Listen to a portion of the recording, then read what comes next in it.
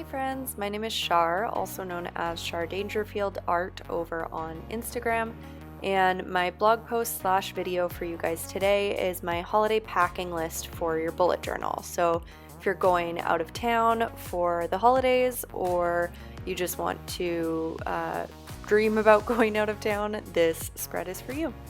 So the journal I'm using here is from Archer and Olive, of course. This is from their fall collection, and it's one of the Neapolitan dot grid journals. So as you can see, it's got this beautiful brown craft paper, but there is also some regular white paper and blackout paper in this same journal as well.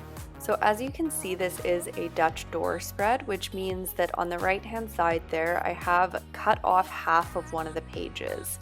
And the reason for that is it just kind of gives me almost a page within a page, and it gives me a little bit of extra planning space for my different categories of packing lists, which you are going to see here in a second.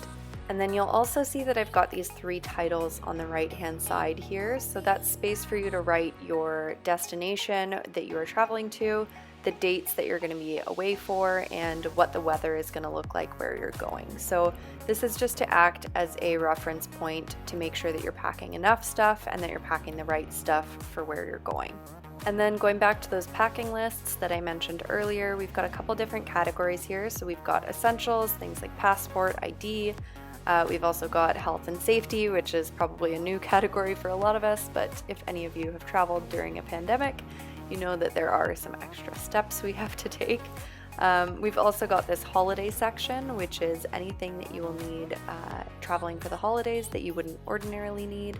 And then just the other classics like clothes, tech, toiletries, etc. So if you're interested in the actual items on each of these lists, they will be available as part of the printout for this blog post. So if you haven't already checked that out, click the link in the description and you will see that whole blog post along with that free printable if you want to replicate it or just use it sort of as a starting point to create your own version.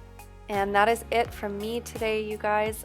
Thank you so much for tuning in, and don't forget to use my code CHAR10 at checkout if you want to purchase any of the items used in this video. They will also be in the description and in the blog post as well, so be sure to check that out, and I will see you guys next time.